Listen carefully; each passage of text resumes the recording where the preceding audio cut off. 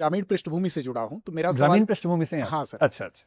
तो सर जब हम गाँव में जाते हैं तो हर गाँव में कुछ ऐसे हमको मूर्धन्य भूत स्पेशलिस्ट मिल जाते हैं। भूत विशेषज्ञ मिल हाँ, जाते। तो वो हमारा हाथ पकड़ के कुछ विशेष जगहों पर ले जाते हैं और कहते हैं कि यहाँ पर फला भूत अपनी फैमिली के साथ रहता है।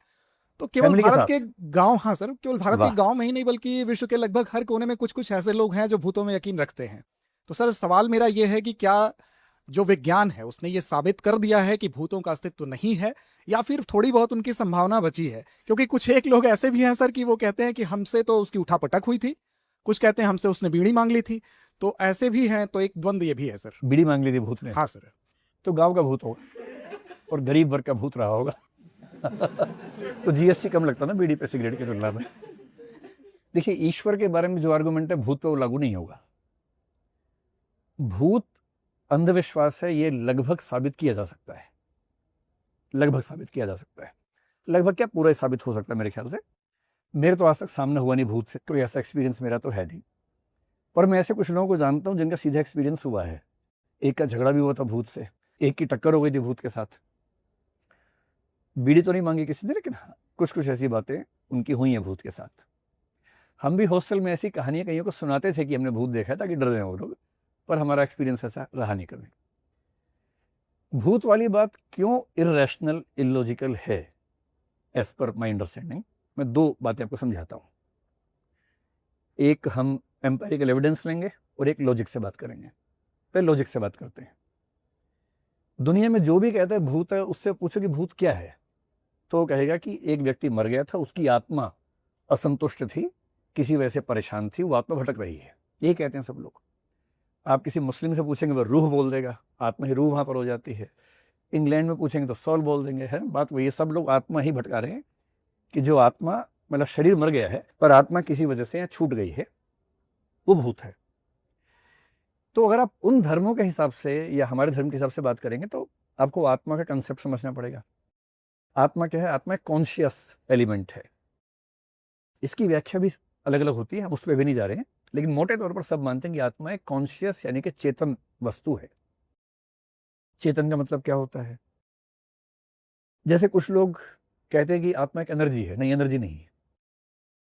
एनर्जी जब भी बनेगी वो फिजिकल चीज से ही बनेगी, चाहे मैकेनिकल हो, चाहे केमिकल हो, चाहे सोलर हो।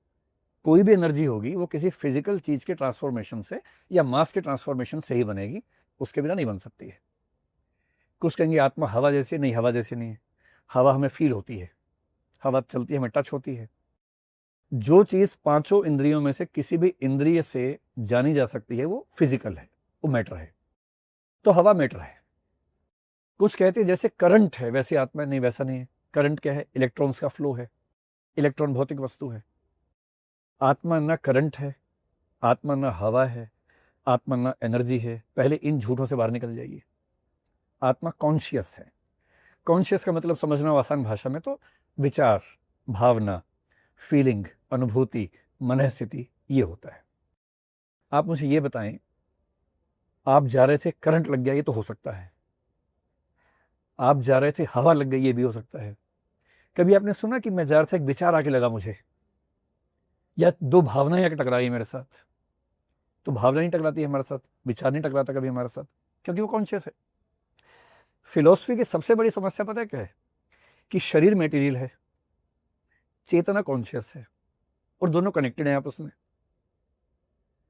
ये वेस्टर्न फिलॉसफी में कम से कम 200-300 साल तक सबसे बड़ी प्रॉब्लम रही कि भौतिक शरीर और चेतना या आत्मा, इनमें कनेक्शन होता कैसे है।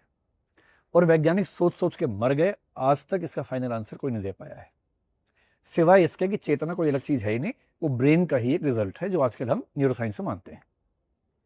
इसलिए अगर कोई ये कहे कि मेरा भूत से टक्कर हो गई, ये हो सकता है कि उसको सच में ऐसा लग रहा हो, वो झूठ नहीं बोल रहा। या तो वो झूठ बोल रहा है या वो गलत फहमी का शिकार है।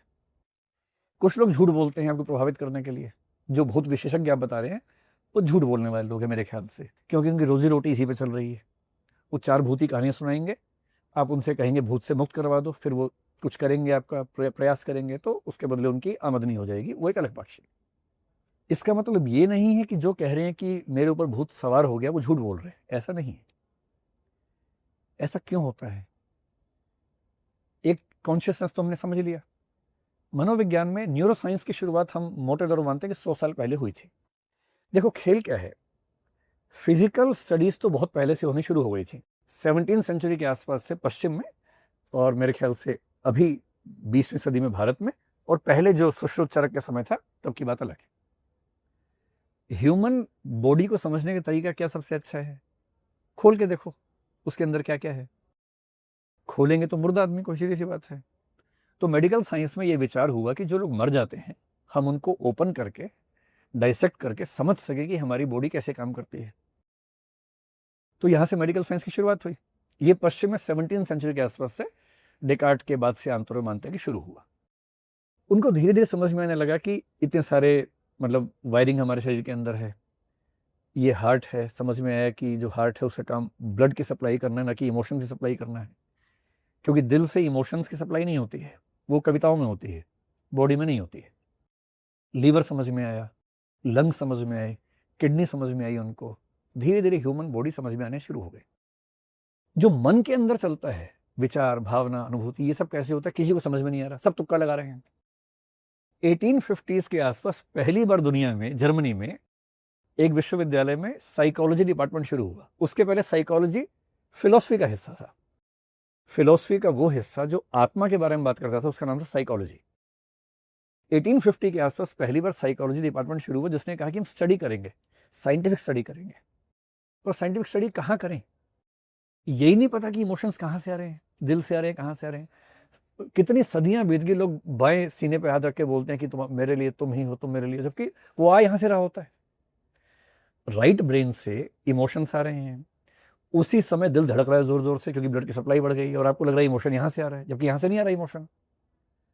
1920 के आसपास, मेरे ख्याल से 1924 में पहली बार एक मशीन बनी जिसको बोलते हैं EEG, इलेक्ट्रो इंसेफेलोग्राफ, जो उससे होता है इलेक्ट्रो इंसेफेलोग्राफी बोलते हैं उसको। उसने क्या किया कि दिमाग के बहुत सारे, सिर के बहुत सारे हिस्सों पे इलेक्ट्रोड्स लगाए, और ये स्टडी हो गया कि जब दिमाग के अंदर कुछ भी होता है, कुछ भी इमोशन आए, थॉट आए, कुछ भी आए, तो हल्का सा करंट फ्लो होता है, बहुत हल्का सा, इतना नहीं कि हाथ लगाएंगे तो कोई मर जाएगा, हल्का सा करंट फ्लो होता है। जैसे ये समझ में आ गया, उनको लगा करंट को स्टडी कर लेते हैं।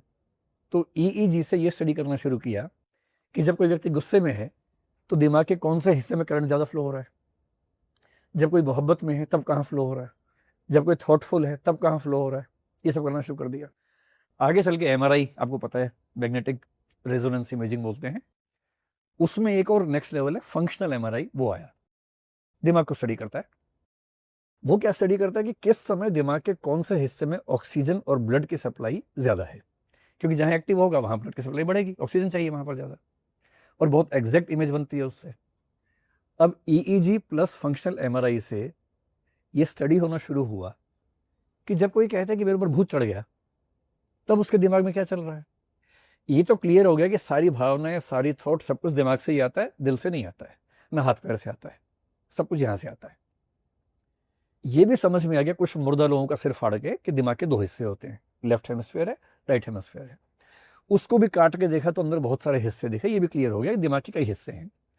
अब सवाल था इनमें कनेक्शन कैसे होता है, ये जो कोशिकाएं दिमाग की, न्यूरॉन्स इनको बोलते हैं, कैसे काम करते हैं, वो सब सवाल बचे हुए थे। और तब ये स्टडी हुआ। हालांकि 1908 में विलियम जेम्स एक किताब लिख के गया था जिसका नाम था वेराइटीज ऑफ रिलीजियस एक्सपीरियंसेस। उसने बताया था कि कुछ ऑल्टरनेटिव स्टेट्स ऑफ कॉन्शियसनेस ऐसी होती हैं जो सामान्य से अलग हैं, जिनमें एक मिस्टिकल है, स्पिरिचुअल एक वो फीलिंग है, उसको भी बोलते हैं। हिप्नोसिस आपने नाम सुना होगा, वो एक ऑल्टरनेटिव स्टेट ऑफ कॉन्शियसनेस है, ASC एक बड़ा वर्ग मानते हैं। इसी में एक स्टेट ऑफ माइंड क्या होती है, जब हमें लगता है कि हमारी बॉडी पर किसी और का कंट्रोल हो गया है। पहले इसके लिए नाम था मल्टीपल पर्सनैलिटी डिसऑर्डर बोलते थे कुछ लोग इसको हिस्टीरिया कहते थे। अब ये दोनों शब्द नहीं चलते हैं आजकल, इसको डिसोसिएटिव डिसऑर्डर कहते हैं। अगर किसी को ये लगने लगे कि मेरे ऊपर कोई दूसरी आत्मा हावी हो गई है, इसका बेसिक मतलब है कि उसको एक मानसिक समस्या है जिसका नाम है डिसोसिएटिव डिसऑर्डर। उसको सच में ऐसा लग रहा है कि कोई दूसरी आत्मा हावी हो गई है, पर हुआ सिर्फ इतना है कि उसके दिमाग में एक हिस्सा है, वो हिस्सा थोड़ा सा पैसिव है, जो हिस्सा उसको ये बताता है कि तुम ये हो और बाकी लोग ये हैं, उनका अंतर डिम हो गया है। एक लोब है, पेरिएटल लोब कहते हैं उसको, वो थोड़ा सा पैसिव हो गया है। तो जब कोई कहे कि मेरे ऊपर भूत प्रेत आ गया है, वो झूठ नहीं बोल रहा, जनरली उसको ऐसा ही फील हो रहा है। पर आज न्यूरोसाइंस इस लेवल पे आ चुकी है कि वो समझा सकती है कि भूत नहीं आया है, तुम्हें एक मनोरोग है और ऐसा महसूस हो रहा है। ऐसे एक ट्रांस की अवस्था, आपने नाम सुना होगा, गाना भी बहुत फेमस चलता है ट्रांस नाम से, है ना। जब आप कीर्तन में बैठेंगे, भजन चल रहे हैं, जोर जोर से मंत्रोच्चार चल रहा है, अब फ्लो में चले जाते हैं, फ्लो स्टेट बोलते हैं। जैसे आप वहां जाएंगे, आप एक खास किस्म का सुकून महसूस करेंगे, वो भी एक ASC है। ट्रांस का मतलब है कि अब क्रिटिकल थिंकिंग आप नहीं कर रहे, इस समय आप फ्लो में हैं, जॉय में हैं, और इस समय यदि कोई आपको कोई सजेशन देगा, आप तुरंत मान लेंगे उस बात को, और वो भी सबकॉन्शियस लेवल पे मान लेंगे। इसी को लोग हिप्नोसिस कहते हैं। गंदे लोग इसको हिप्नोटिज्म की तरह से यूज करते हैं, अच्छे लोग इसको हिप्नोथेरेपी की तरह से चिकित्सा विज्ञान में यूज करते हैं। तो पूरी बात का सार ये है कि भूत प्रेत, जादू टोना, ये सब चीजें एक्सटर्नली एग्जिस्ट नहीं करती हैं। कोई भूत बाहर घूम नहीं रहा है, ठीक, जो चढ़ जाएगा आपके ऊपर, पर आपको लग सकता है। और इसको समझने का सिंपल एग्जांपल है, भूत प्रेत महानगरों में नहीं के बराबर दिखते हैं, शहरों में कम दिखते हैं, गांवों में ज्यादा होते हैं। भूत प्रेत उसी को चढ़ेगा जिसको बचपन से भरोसा है कि भूत प्रेत होता है। जिसको भूत प्रेत का भरोसा बिल्कुल नहीं है, उस पर नहीं चढ़ेगा जब तक आप बार बार उसको परेशान करने के लिए भूत की कहानियां न सुनाए। तो क्योंकि मुझे पहले से विश्वास है और कुछ हुआ और मैंने तुरंत इमेजिन कर लिया कि भूत ही मेरे ऊपर आ गया है, ये एक तरीका है। एक प्लेसिबो शब्द है, आगे डिस्कशन में कभी जरूरत पड़ेगी तो मैं आपको समझाऊंगा। तो जो लोग उसका इलाज कर रहे हैं, इलाज की बात बाद में करेंगे, मोटी मोटी बात यह है कि भूत प्रेत का ऑथेंटिक एग्जिस्टेंस आज तक साबित नहीं हुआ है, और मेरे ख्याल से कभी होगा भी नहीं, क्योंकि मनोविज्ञान, न्यूरोसाइंस लगभग साबित कर चुका है कि जब जब किसी को भूत प्रेत होता है, उसके दिमाग के कुछ हिस्से पैसिव हो जाते हैं, कुछ हिस्से एक्टिव हो जाते हैं, इतना ही मामला है। और जैसे वो ठीक होता है, व्यक्ति ठीक हो जाता है। ये बात साबित हो रही है। आप में से किसी को भूत प्रेत हुआ कभी? आप शहर में रहते हैं ना, कभी कुछ होगा तो मतलब साइकेट्रिस्ट के पास जाना, झाड़ फूक मत करवाना अपनी, है ना। साइकेट्रिस्ट आपका स्टडी करेगा न्यूरोसाइंस से, दवाई देगा, आप ठीक हो जाएंगे, इतना ही मामला होता है जी। सर